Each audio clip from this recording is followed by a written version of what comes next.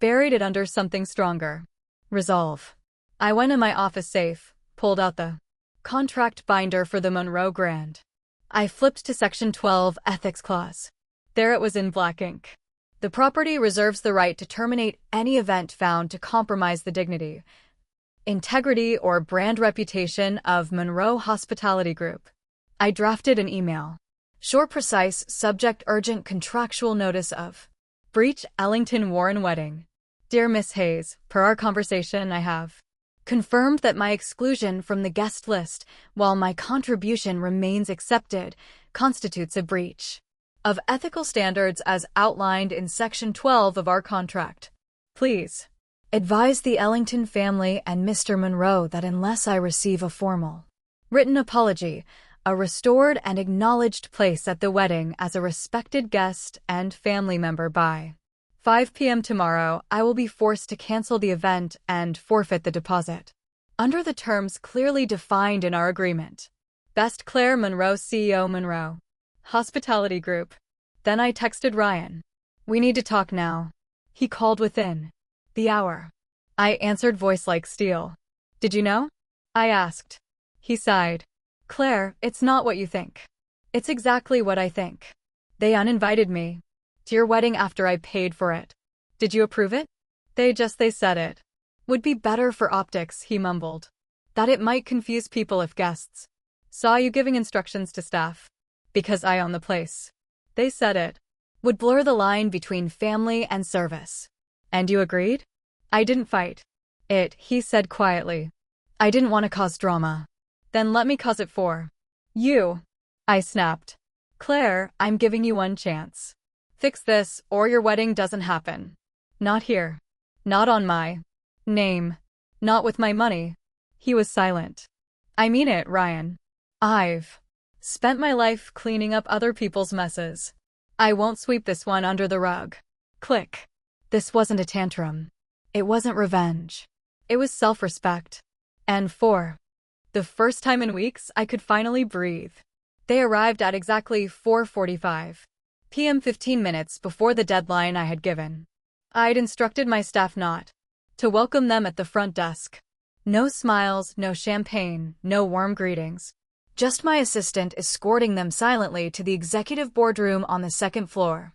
No one said a word as they filed in. Sabrina, Victoria, Howard Ellington, Ryan, and, to my surprise, both of our parents. I stood at the head of the long mahogany table, arms folded. I didn't rise to greet them. This wasn't a family reunion. This, I said, is a business meeting. We'll treat it as such. Sabrina was already flushed with frustration. Victoria wore a mask of icy elegance.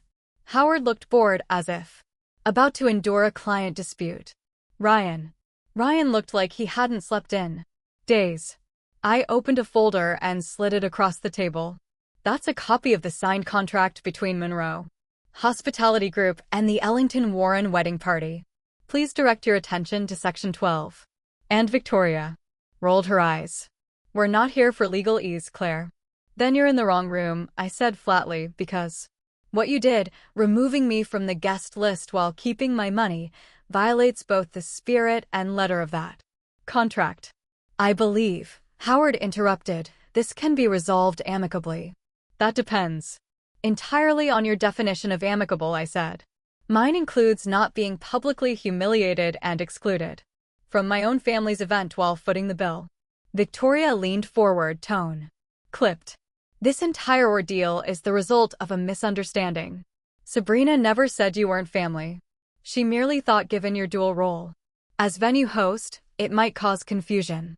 She didn't say I wasn't family, I repeated, but she made sure no one saw me as such. Don't be dramatic, Sabrina snapped. I turned to her. I heard what you said. I know what you think of me. Of what I do. Of what I built. You called me quaint. You called me staff. Ryan flinched but remained silent. And you, I said, turning to him. You let them. Claire, he began. No, I cut him off. You had a chance to stop it, too. Say, not my sister. Not here. Not after everything we've been through. But you didn't. The room grew still. Do you Think this is about a charity wedding, Ryan? I asked. It's about the person who walked you to school when Mom forgot. Who taught you to tie a tie? Who gave you half her lunch when Dad blew our grocery money on horses? He swallowed hard. I don't need your gratitude, I said, voice steady. But I won't accept your silence. Howard cleared his throat. Let's bring this back to the matter at hand. Are you threatening to cancel the event? I'm informing you that unless the apology and invitation are delivered in the next 15 minutes, the contract will be void. Your deposits, mine included, are forfeited. The Monroe Grand will no longer be available. Sabrina stood, jaw clenched. This is ridiculous. You're throwing a tantrum because you didn't get your way. I didn't move. No, I'm drawing a line. Victoria rose too. We'll find another venue. Good luck, I said. 10 days before the wedding in peak season. Even if you find one, they'll charge triple and you'll start from scratch. No catering, no rooms, no setup. Ryan finally spoke. Claire, don't do this. I didn't, I said quietly. You did. My mother, who had been silent until now, stepped forward. Claire, sweetheart, can't we fix this? This isn't mine to fix, I said. It never was, my father added. It's just a wedding. No, I said. It's a mirror. And I'm done pretending not to see the reflection. They looked at Ryan, then back at me. He lowered his gaze. I'll give you the full hour, I said, checking my watch. Until 5. After that, security will escort you out. Sabrina opened her mouth to protest, but Victoria grabbed her arm. Let's go. As they filed out, Ryan lingered. He looked at me. Really looked. And for a second, I thought he might say something, but he didn't. He left. And for the first time in my life, I didn't follow him. At 4:58 p.m., the conference room door opened. Again. Only 3 of them returned. Sabrina, Victoria, and Howard. Ryan wasn't with them. Neither were our parents. I stood as they entered, but this time I didn't offer them chairs. Victoria spoke first. This is beneath you, Claire. Using your brother's wedding to settle some petty sibling score. I raised an eyebrow. Petty? Is that what you think this is? Howard stepped in. Miss Monroe, before this escalates further, perhaps we can find middle ground. What do you need to allow the event to proceed? I stared at them for a moment, then took a breath. You want a list? Fine. I stepped to the head of the table and placed both palms flat. First, a written, signed apology from Sabrina and Ryan, acknowledging the exclusion and disrespect. Absolutely not, Sabrina began, but Howard cut her off with a glance. Second, I continued, my presence at the wedding must be not only restored, but formally acknowledged. That includes being seated with immediate family, listed in the program, as a contributing host and publicly thanked during the toast. Victoria scoffed. You want a spotlight? No, I said coolly. I want recognition for what I gave, for what I've always given. Anything else? Howard asked. I paused. Yes, one more thing. I looked directly at Victoria, then at Sabrina, and finally I imagined Ryan standing beside them. You've questioned my place in this family, my worth. You whispered that I didn't belong, that I wasn't our kind. So, let me tell you a secret I've kept for 30 years. They leaned in unconsciously. Ryan is adopted. Sabrina blinked. Victoria narrowed her eyes. What are you playing at? I was 8 when my parents brought him home from the hospital. Not from a maternity ward, but from a foster agency. He was abandoned at birth. My mother couldn't conceive again, and they didn't want to explain to the family, so they lied. Said she'd carried him in. Secret, Victoria frowned. And you've hidden this? Why? Because he was my brother, I said. Not by blood, by choice, by love. And I knew if the truth got out, it would eat at him. So I kept it. Through teasing at school, through whispers in the neighborhood even. Through fights with my own father, I protected him. I stepped closer. Voice low but sharp. And now after everything, he let you treat me like a stranger to avoid a little discomfort. Sabrina said nothing. For the first time, she looked human, uncertain. Howard cleared his throat, then straightened. Miss Monroe, I'm going to be blunt. I don't care about family, theatrics, but I do care about keeping my daughter's wedding from collapsing. Your demands are reasonable. Embarrassing perhaps, but fair. He looked at Sabrina. You will apologize. She bristled. Dad, you will write the letter, he continued. You will restore Miss Monroe's place in the ceremony, and you will thank her publicly. Victoria's lips parted in protest. Howard, he turned to her, voice firmer than I'd yet heard. Enough. You've done enough damage. There was silence. Sabrina finally spoke. I'll write it. Fine. I nodded once. Then the wedding can proceed. As they left, Victoria gave me one final glare. This will never make you one of us. I smiled, cool and certain. Thank God. The rehearsal dinner was held in the rooftop garden of the Monroe Grand. The sunset casting a golden haze over linen, covered tables and carefully manicured hedges. The setting was perfect. Elegant, but intimate, the kind of atmosphere planners spend months trying to replicate. My staff had executed every detail with quiet precision. I arrived 5 minutes late, deliberately. Let them wonder if I'd changed my mind. As I stepped onto the terrace in a simple but striking navy sheath dress, all conversation paused, heads turned, forks froze midair. Even the jazz trio stumbled on a note before catching themselves. Sabrina stood near the head table in an ivory cocktail dress, surrounded by bridesmaids in matching champagne tones. She smiled tight, controlled as I approached. Ryan stood beside her, hands in his pockets, face unreadable. CLA, Sabrina said, voice smooth as glass. You look polished. Thank you, I replied without warmth. Ryan leaned in. Glad you came. I looked at him carefully. He looked older than he had a month ago, tired, worn, or maybe just empty. I keep my promises, I said quietly, even when others don't. Dinner passed in polite tension.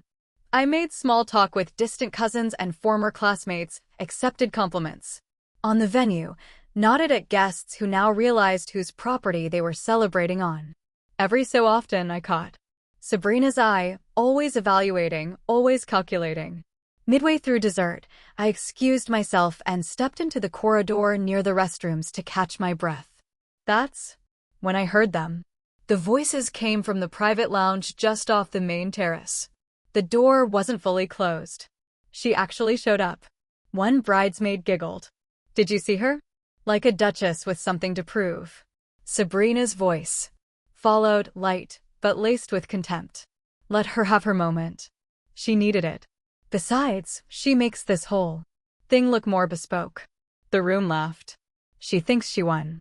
Another voice said. Sabrina snorted. She was never playing the right game. She's not part of our world. She's a tool, a nicely dressed, self-funded tool. My stomach twisted. Does Ryan know? Someone asked. Ryan knows what I want him to. No, Sabrina replied smoothly. That's the key. He thinks she's family. I think she's furniture. The difference is I know how to style both. More laughter. I stepped back into the shadows and steadied my breathing. Not rage, not tears, just numb. I walked slowly to the terrace railing, staring out at the skyline. I'd built every inch of this place, chose the stone for the columns, the curvature of the glass, the thread count of every suite. And yet, in this moment, I was invisible in my own empire. Ryan came up beside me minutes later. Beautiful view, he said. I murmured. He hesitated. Thank you. Again for everything. I know it wasn't easy. No, I said, still watching the city. But it was necessary. He looked at me then, brows furrowed. What do you mean? I turned to him. Do you really think she respects me? He blinked. What? Forget admiration. Forget gratitude. Just basic respect. Do you think she sees me as your sister or just the woman who made her wedding look exclusive? Claire, I heard her, I said. She called me a tool furniture. She said you know what she wants you to know. He palled dead. I stood up for you your whole life. I continued. I took hits so you wouldn't have to. I kept secrets to protect you. And now you're marrying someone who sees me as nothing more than expensive decor. He didn't speak, and that silence told me everything I needed to know. The morning of the wedding dawned clear and crisp, the kind of late spring day planners pray for. The Monroe Grand was transformed. Orchids draped every archway. Gold-trimmed place cards shimmered on satin linens, and a harpist played softly in the grand foyer as guests arrived. My staff, ever professional, moved with silent precision. No one would have guessed the storm that had passed through these halls days earlier. I sat in the front row, not out of obligation, but by contractual right. My name was printed on the program as a founding host. My seat was marked in gold ink. Even the Ellingtons, for all their snobbery, had surrendered to that much. The ceremony began on time. Ryan stood at the altar, perfectly tailored in a custom navy tux, but his eyes were distant. Sabrina entered on her father's. My earliest memory isn't of a toy or a birthday party. It's of holding a bottle to my baby brother's mouth while our mother screamed at our father in the next room. I was 6. Ryan was barely 1. By the time I was 8, I could change diapers, boil noodles, and distract a crying toddler with paper puppets made from cereal boxes. We didn't grow up in a home. We survived a house, a crumbling 3-bedroom in the industrial part of Milwaukee. Always cold in winter, always too loud in summer, when the factory behind us roared to life. Our mother left when I was 10. She walked out with nothing but her purse and a cigarette between her lips. No note, no goodbye, just slammed the door and disappeared into the night. My father, already a bitter man with a gambling problem, didn't even try to hide his resentment. She took the good years, he said once, beer in hand, looking right through us like we were furniture she'd forgotten to pack. From that day on, Ryan became my everything. He'd look up at me with his big eyes and ask, "Is Mama coming back today?" I'd lie every time. Maybe tomorrow. I learned how to be his mother, his sister, and sometimes even his protector. When Dad came home drunk and angry at the world, I'd hide Ryan in the closet with a flashlight and a peanut butter sandwich. Tell him to count to 1,000 before he came out. I'd sit on the couch pretending to watch TV, absorbing every curse and insult meant for the woman who left and the daughter who stayed. When I turned 13, I started cleaning houses on weekends. Ryan, at 7, helped fold towels and organize cleaning supplies. We were a team. He'd joke, we should start our own cleaning business. I'd laugh, sure, as long as I'm the boss. Every dollar went into a coffee can under my bed. That was our escape plan. He once asked me what we were saving for. I said, for a life where no one throws stuff or leaves in the middle of the night. I walked slowly to the terrace railing, staring out at the skyline. I'd built every inch of this place, chose the stone for the columns, the curvature of the glass, the thread count of every suite. And yet, in this moment, I was invisible in my own empire. Ryan came up beside me minutes later. "Beautiful view," he said. I murmured. He hesitated. "Thank you again for everything. I know it wasn't easy." "No," I said, still watching the city. "But it was necessary." He looked at me then, brows furrowed. "What do you mean?" I turned to him. "Do you really think she respects me?" He blinked. "What?" "Forget admiration. Forget gratitude. Just basic respect. Do you think she sees me as your sister or just the woman who made her wedding look exclusive?" "Claire, I heard her," I said. "She called me a tool furniture. She said you know what she wants you to know." He palled dead. "I stood up for you your whole life." I continued. "I took hits so you wouldn't have to. I kept secrets to protect you. And now you're marrying someone who sees me as nothing more than expensive decor." He didn't speak, and that silence told me everything I needed to know. The morning of the wedding dawned clear and crisp, the kind of late spring day planners pray for. The Monroe Grand was transformed. Orchids draped every archway. Gold-trimmed place cards shimmered on satin linens, and a harpist played softly in the grand foyer as guests arrived. My staff, ever professional, moved with silent precision. No one would have guessed the storm that had passed through these halls days earlier. I sat in the front row, not out of obligation, but by contractual right. My name was printed on the program as a founding host. My seat was marked in gold ink. Even the Ellingtons, for all their snobbery, had surrendered to that much.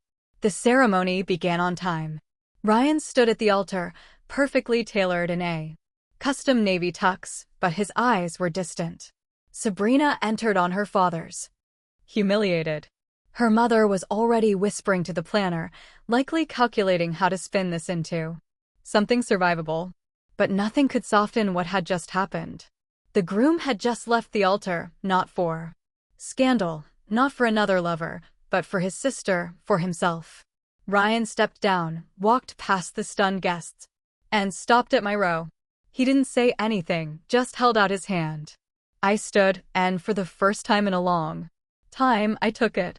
2 weeks after the wedding, that never was, I received a certified check in the mail. $65,000.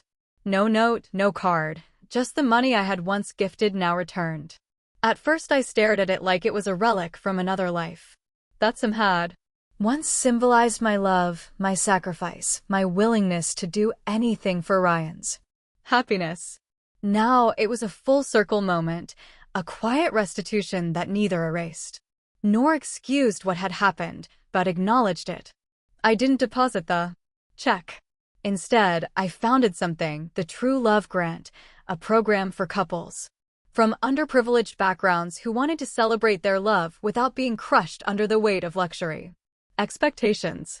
It covered venue, catering, flowers, even attire in some cases, all hosted at Monroe properties. The only requirement that the couple shared a story rooted in resilience, mutual respect, and authenticity.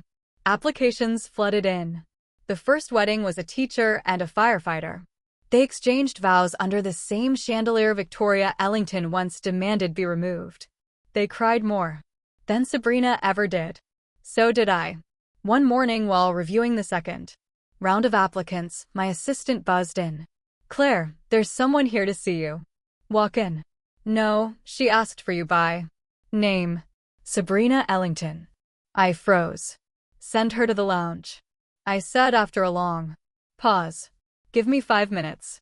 When I entered, she was sitting on the velvet couch, clutching a small purse in both hands. She wasn't dressed like herself. No designer logos, no statement heels. Just jeans, a blazer, and a look in her eyes I hadn't seen before. Humility. "Thank you for seeing me," she said as I sat. I nodded. "Surprised you came." Without an attorney, she almost smiled. "I deserved that." I said nothing. "I'm here to apologize." Not the rehearsed kind, the real kind. I raised an eyebrow, but let her continue. "I was horrible to you, condescending, manipulative. Everything my mother taught me was necessary to survive in our world." She looked away, but it's not survival. It's suffocation. Everything is image, appearances, control, and I let it consume me. I crossed my legs. "Why no?" "Because Ryan left me at the altar for you," she said plainly. And for the first time in my life, I had to ask why someone would choose integrity over status. I studied her, unsure if this was redemption or performance. "He's happier now," she added. "He started therapy." "So did I." Another surprise. "And your mother," she winced. Not thrilled. Especially after what happened. I leaned forward. "What had happened?"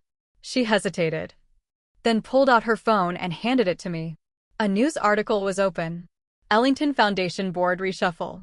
Following allegations of ethical misconduct.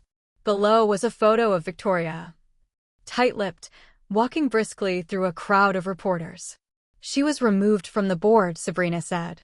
Turns out her attitude toward Monroe hospitality, her remarks about branding and background checks, violated the foundation's equity policies.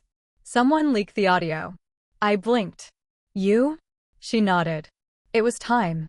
People like her built castles out of contempt. I used to think that was strength. But you? You showed me what actual strength looks like. I looked down at her phone, then back up. Why? Tell me all this? Because I want you to know I've changed. And I wanted to thank you for forcing me to see who I really was. She stood. I won't take more of your time. Just thank you. As she reached the door, I called out, Sabrina. She turned. I believe people can change, I said. But they have to keep proving it. Not to me, to themselves, she nodded. Every day, and then she left. I sat in the lounge, quiet, letting the past few years finally settle. The fights, the betrayal, the growth, the freedom. That evening, I reviewed more grant applications and smiled. It was a Sunday afternoon, one of those rare golden days when the air feels like possibility.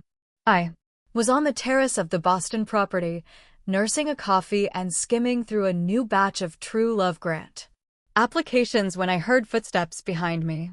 I turned, not expecting anyone. It was Ryan. He looked different, thinner maybe, or just less constructed. No expensive jacket, no forced smile. Just him. Real, unpolished, familiar. Hey, he said quietly. I nodded. Hey. He didn't sit until I gestured to the chair across from me. He lowered himself into it like someone entering holy ground. I wasn't sure you'd be here, he said. I'm always here on Sundays, I replied. He gave a sheepish smile. Some things never change. We sat in silence for a moment, then he spoke. Claire, I owe you more than an apology. I didn't interrupt. I let him find the words. I let them convince me. You were in the way, that you were lesser, because you didn't belong to their world. But the truth is, I'm the one who didn't belong. And I knew it. That's why I clung to it so hard to prove I could matter to people who never cared. He exhaled, shaky. You were the only one who ever cared. Really cared. Not for who I could become, but for who I already was. I sipped my coffee. I don't expect forgiveness, he continued. But I'd like a chance to earn back being your brother, if you'll let me. It wasn't the first time someone had come to me with regret. But this was different because this wasn't just anyone.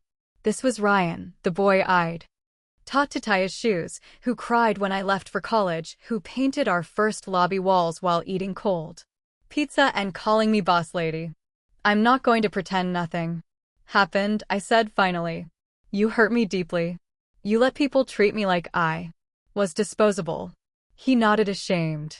But I added, family isn't about never messing up. It's about whether you're willing to do the work after. His eyes lifted.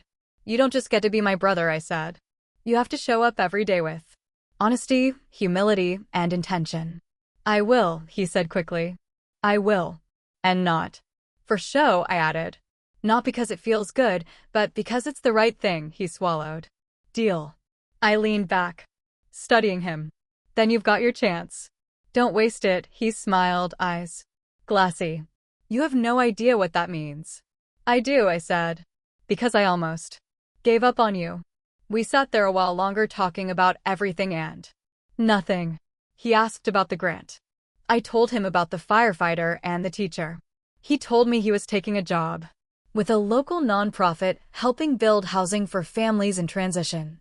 No, more luxury bathrooms, he joked. Back to real floors and real people. You never left them, I said. You just got lost for a while. When he stood to leave, he paused. Can we do Sunday brunch again like before? Let's start with coffee, I said, but I smiled. Then we'll see. He laughed. Fair enough. As he walked away, I felt something loosen inside me.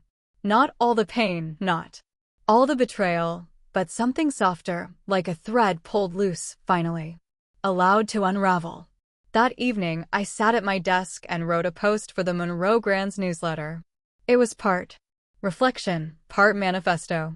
You can't control how others see your worth, I wrote. But you can control how you protect it, even from people you love, especially from them. Boundaries aren't walls, they're doors. The right ones will knock. The rest can stay outside. I hit send, and for the first time in a Long time I felt at peace. Not because everything was fixed, but because I was whole. At 16, I got a part-time job as a hotel housekeeper. It was the fanciest place I'd ever seen. The carpet was soft and the air smelled like eucalyptus.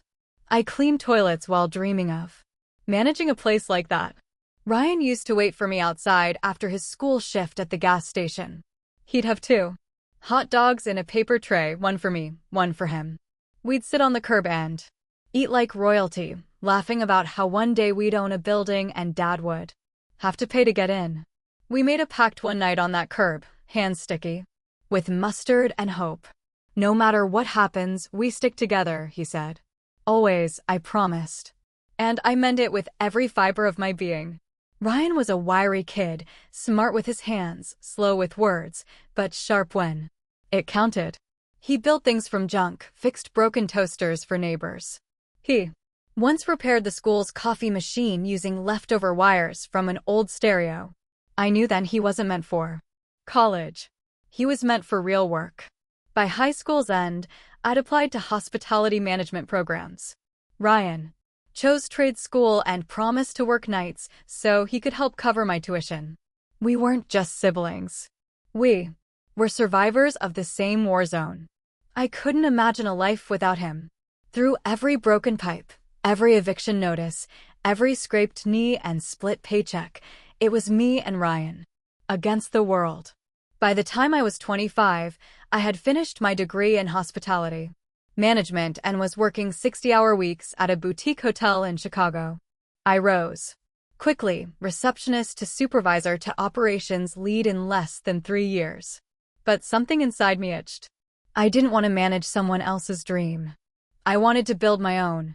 I spent every spare minute researching bank loans, zoning laws, occupancy permits. I toured rundown properties, made notes, calculated renovation costs. Most nights I fell asleep on my laptop, spreadsheets open and hope burning in my chest. Then I found it. An abandoned hotel. 3 counties over. Stately bones, peeling paint, weeds up to the windows. It had once been grand, but years of neglect had stripped it bare. To everyone else, it looked like failure. To me, it was a canvas. I called Ryan. He drove up the next day with a toolbox and a thermos of black coffee. "This place is a disaster," he said, grinning. "When do we start?" I mortgaged everything I had, took out a risky loan and signed the deed. I called it the Monroe Grant. From day one, Ryan was my right hand. He sketched out structural changes on napkins, reworked blueprints when contractors bailed, and wired lighting himself when budgets ran dry. He negotiated deals with suppliers using charm and sheer determination. Where I was meticulous, Ryan was instinctive. Where I hesitated, he jumped in. He built the front desk from reclaimed wood. I still run my fingers across it when I walked by, remembering the night we stayed up sanding and sealing it under a single hanging bulb. We ate pizza off paint buckets and joked that the ghosts of the old owners would thank us someday. We argued, too, about costs, timelines, where to put the damn ice machine. But we always made up by morning, often over burnt coffee and dry muffins from the gas station down the road. Our bond wasn't just emotional. It was practical, lived in, battle-tested. He knew what kind of wallpaper I'd pick before I said a word. I knew when his silence meant he'd found a problem in the wiring, but didn't want to stress me out. We moved like a unit, one brain, 2 hearts. When we opened the doors of the Monroe Grant to the public, we cried. We had a ribbon cutting with a plastic ribbon and borrowed scissors. No press, no red carpet. Just a few guests, 2 siblings, in dusty jeans and a sign that read, "Welcome home." That first year, we barely broke even, but word spread. People loved the charm, the attention to detail, the warmth. Our reviews were glowing. By year 3, we turned a profit. By year 5, I had enough saved to open a second location downtown. Ryan helped gut and redesign it top to bottom. I handled investors, licensing, operations. Ryan handled architecture, construction, and maintenance. We were the perfect blend. Me with the spreadsheets and heels, him with the hard hat and intuition. We were Monroe hospitality. But more than that, we were the Monroe siblings. A package deal. The staff adored him. Gus often asked if we were twins, not because we looked alike, but because we moved with the same rhythm, finished each other's thoughts. He called me boss lady when he wanted to annoy me. I called him foreman. Ryan when I wanted to remind him who signed the checks. We argued like siblings, but trusted like partners. There were no secrets, no distance, no hesitation. At least that's what I believed. It was a charity gala hosted at the Monroe Grand. One of our proudest events of the year. A black tie evening. Supporting local shelters catered by our in-house team. Music from a jazz quartet. In the lounge. The venue was glittering. I floated between tables in a midnight blue gown, thanking donors and keeping an eye on the bar staff. That's when I saw her. She was standing near the dessert spread in a red silk dress that hugged every inch with surgical precision, blonde, poised, with that effortless air of belonging that comes from never having to prove yourself. Ryan was next to her, his usual flannel and jeans replaced by a tailored suit I hadn't seen before. He looked nervous. I blinked. I made my way over. Ryan, I smiled. You clean up nice. He laughed. Awkwardly. Claire, meet Sabrina Ellington. Sabrina extended a manicured hand and gave me a once-over smile that didn't quite reach her eyes. The famous sister, she said. Ryan's told me so. Much. Her tone was polished, but her eyes scanned the room behind me as if already bored. Still, I smiled. Nice to meet you. I hope you're enjoying the event. Oh, absolutely, she replied, though the lighting is a bit harsh. I imagine it's hard to get it right in these historic properties. That was the first subtle cut. I let it slide. Ryan added, Sabrina's mother is on the board of the Ellington Foundation. They donated the grand piano. Impressive. I said genuinely. Thank you for supporting the cause. Of course, Sabrina replied. Philanthropy is practically a family business. It wasn't the words, it was how she said them. Like charity was a tax write-off. Hobby, not a calling. Like everything here was quaint beneath the polish of her world. Later that night, I found Ryan out back leaning against the railing, tie loosened. So I said casually, Sabrina. He smiled wide. She's amazing, right? I shrugged. She's confident. He looked at me almost defensive.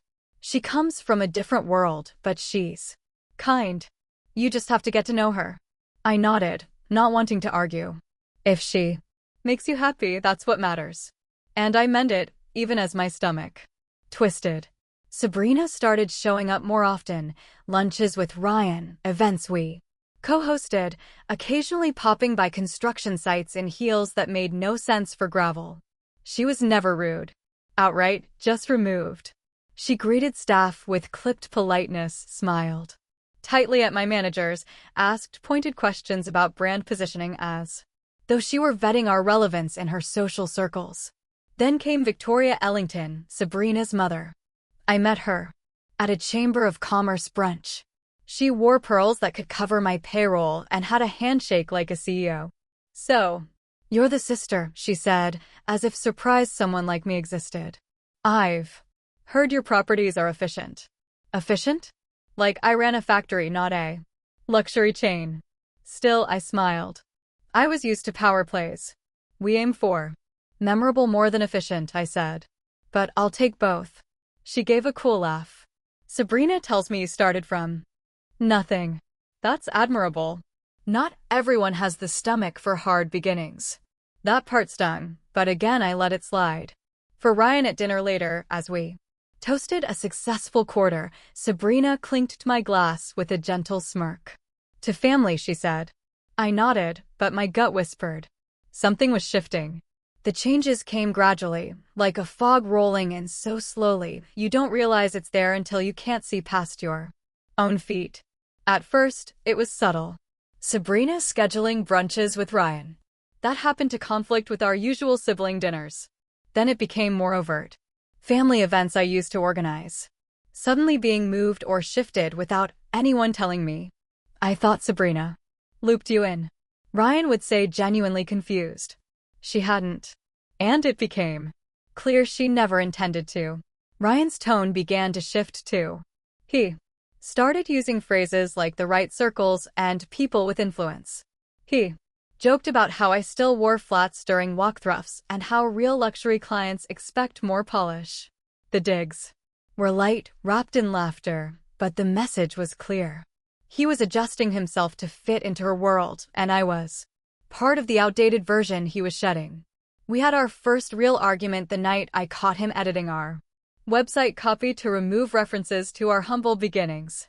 It's branding, he said. We don't need to remind everyone we were broke. I stared at him.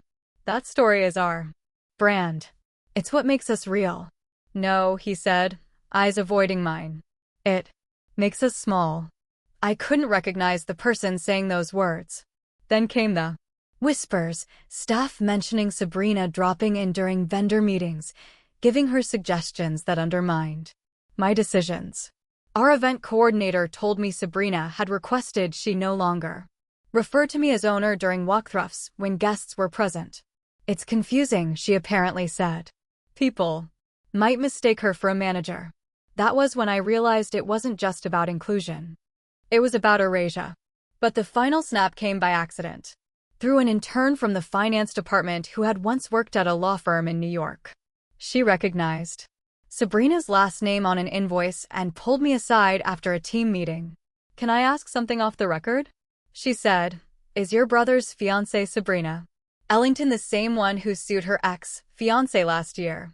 My heart skipped. Excuse me? The intern nodded, lowering her voice. I worked at a firm that represented Douglas Wyatt. You know, the energy guy. He was engaged to her. It went south. She tried to claim assets, said she was promised a life of status, and filed breach of promise. It made waves, settled quietly, but weird vibe. You know, I did know. I went home that night and opened a private browser. I dug through news archives, obscure legal blogs, social forums, and there it was. An engagement announcement 2 years prior. Sabrina Ellington and Douglas Wyatt. And months later, a lawsuit. She accused him of misleading her about his fortune, promising marriage, then leaving her after she'd invested. Emotionally and socially. It was couched in legal ease, but the tone was familiar, entitlement disguised as heartbreak. And when I looked closer, I saw something else. A pattern. Photos of Sabrina with different men, different circles, always aligning herself with power, always moving forward, never looking back. I saw a comment under one photo. Queen of the upgrade.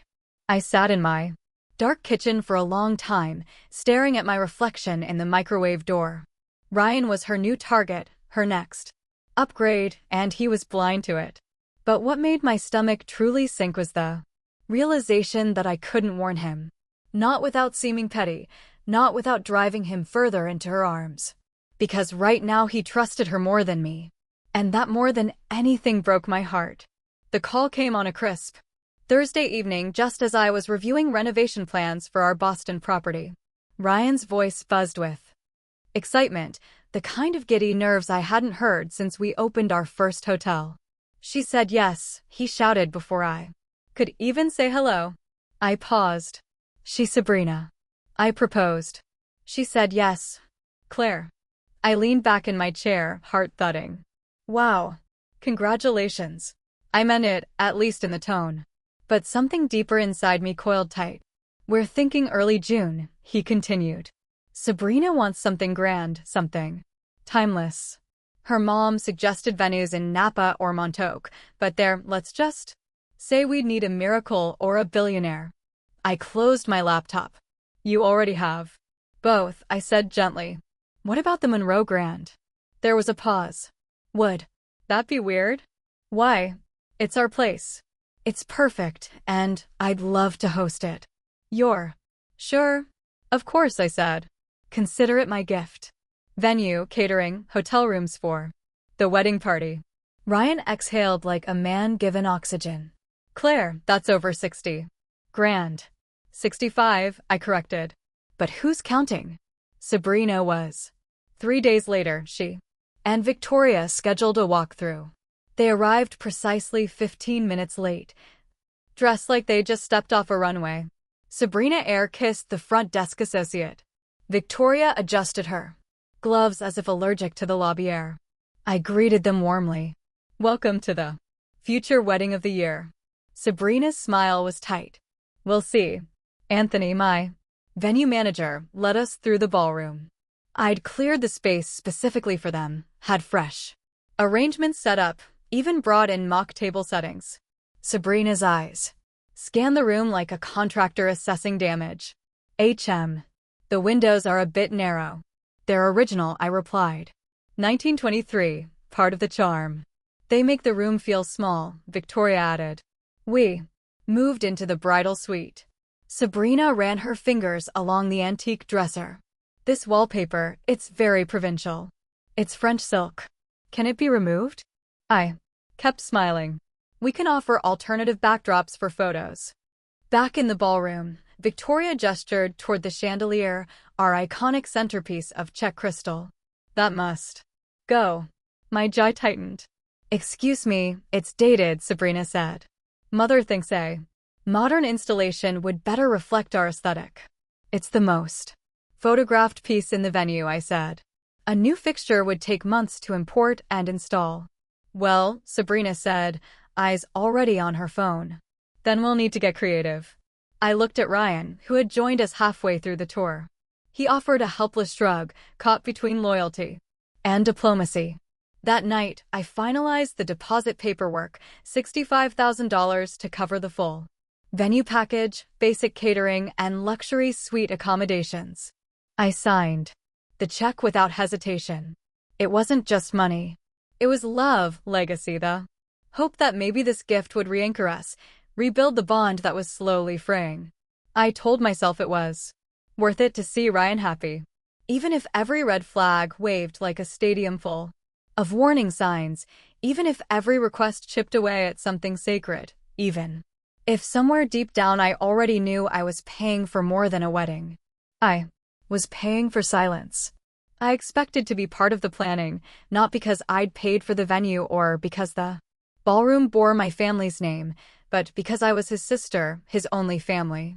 Instead, I found myself on the outside looking in. Meetings happened without me. Tastings were scheduled and completed before I was even informed. I learned more from Anthony, my own event manager, than from Ryan. She and Victoria are very particular, he said.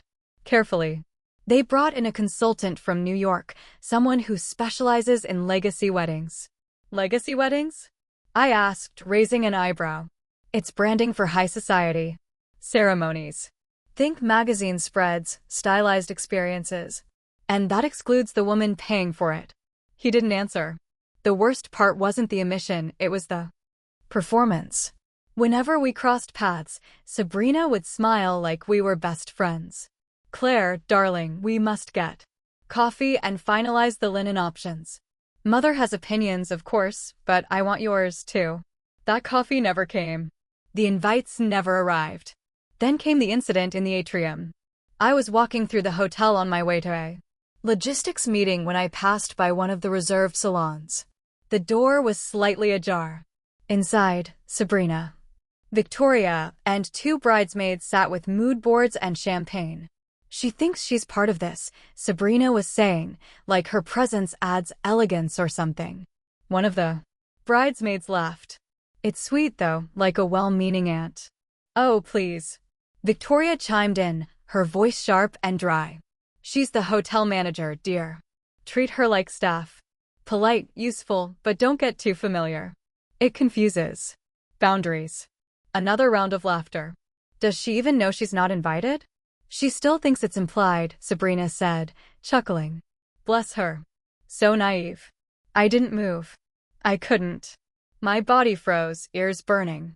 For a moment, I thought maybe I'd misheard. Maybe they were talking about someone else. But then Sabrina said, she means well. Truly, and the money's been helpful, but let's not kid ourselves. This isn't her world. And there it was. The door creaked as I stepped back. The laughter cut short.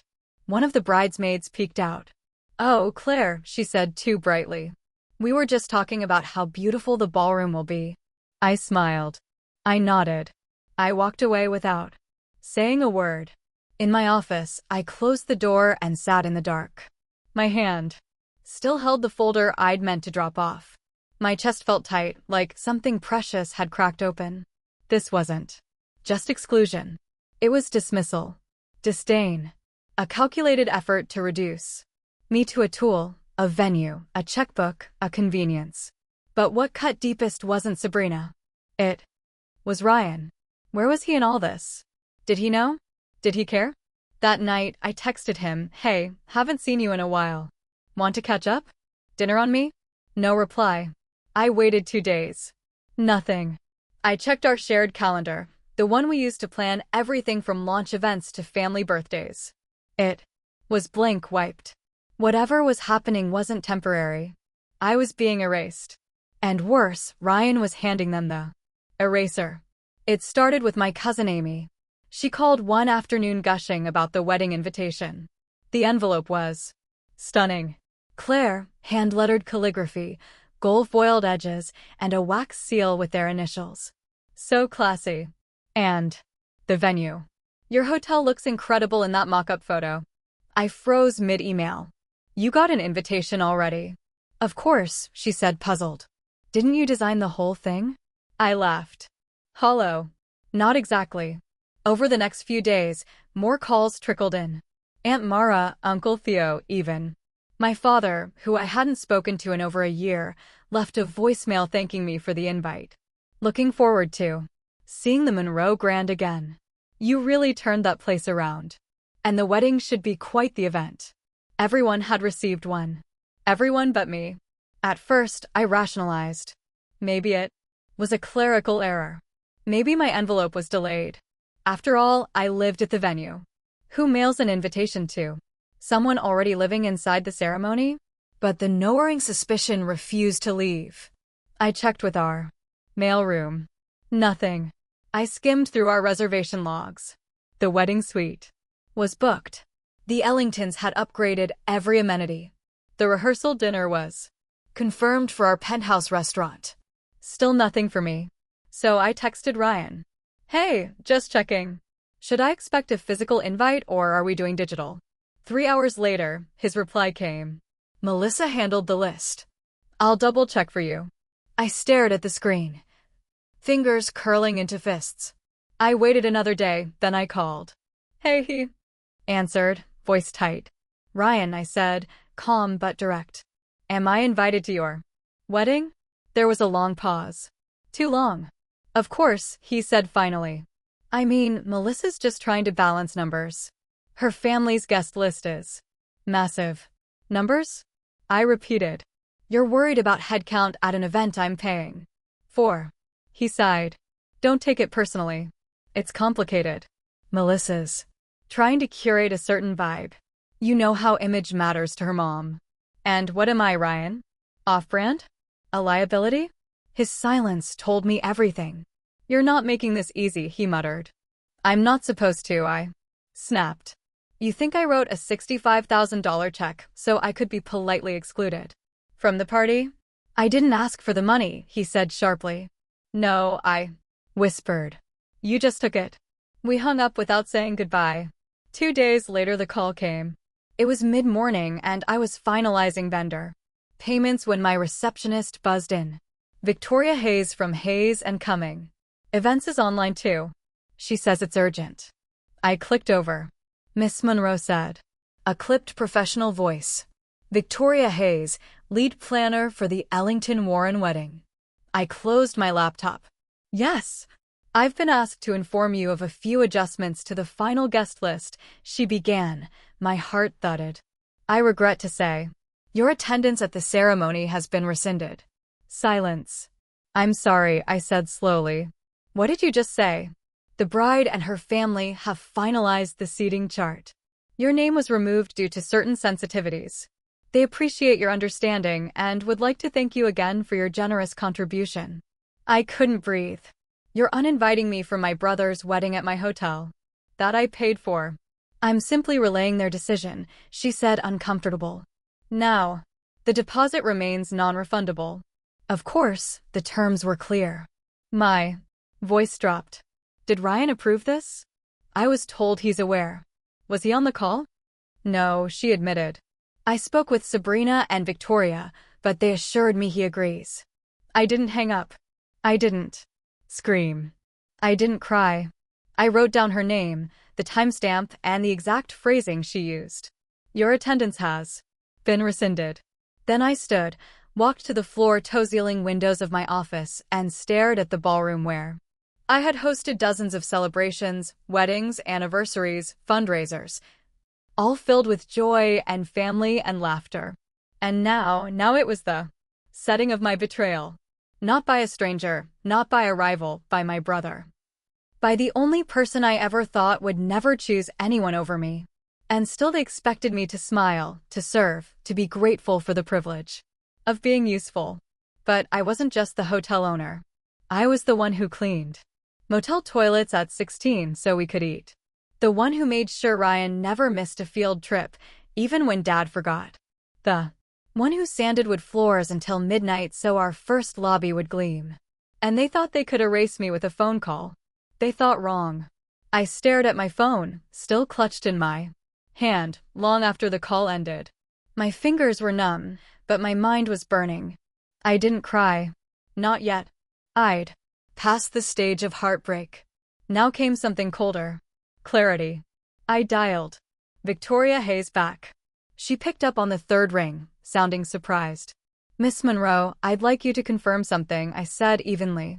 You said the decision to remove me from the guest list came from the bride and her family. Yes, she said, carefully. Sabrina and Mrs. Ellington were explicit in their instruction. And my brother, I was told he was aware of the change. Were those his words or theirs? She hesitated. I have not spoken with Mr. Monroe directly regarding the removal. I nodded to myself. Thank you, Miss Hayes. Please let Sabrina and her mother know that I'll respond shortly with my position. I'll pass that along, she said, clearly unsettled. I hung up. The hurt threatened to surge again, but arm, radiant in a gown that sparkled like frost under the chandeliers. The guests gasped, phones clicked, the orchestra swelled, and yet the air felt off, too controlled, too quiet, like everyone was holding their breath. The officiant welcomed the guests, spoke of commitment, legacy, and love, the usual script. And then came the question, if anyone here knows of any reason why these two should not be joined in matrimony, speak now or forever hold your peace. The silence stretched, ceremonial and expected. Then Ryan turned. Not to the guests, not to the officiant, to me. His eyes found mine, and in them I saw not confusion or panic, but clarity. Wait, he said. The room froze. He stepped forward, facing Sabrina, but still glancing toward me. I can't do this. A collective gasp. Sabrina's mouth opened, but no sound came. Ryan continued, voice shaking, but sure. I've spent the last 6 months trying to become someone I'm not. I've ignored things I shouldn't have. I've hurt the one person who's always stood by me. He looked at me fully now. Claire, I let them shut you out. I let them treat you like a stranger, like less. And the truth is, the moment I did that, I stopped being myself. Sabrina grabbed his arm. Ryan, this isn't the time. He gently pulled away. It's the only time. If I walk through with this, knowing what I know, what I've heard, I'm not just betraying my sister, I'm betraying myself. He turned to the crowd. I'm sorry to everyone who traveled, who prepared, who celebrated with us, but this wedding can't happen. He turned back to Sabrina, voice softening. You're beautiful, brilliant. And you deserve someone who fits your world. But that's not me. I thought I could be. I tried, but in doing that, I almost lost the person who matters most. Claire. My name didn't need to be said aloud. It was there in his eyes. I didn't move. I couldn't. My heart was pounding too loudly. Sabrina stood frozen,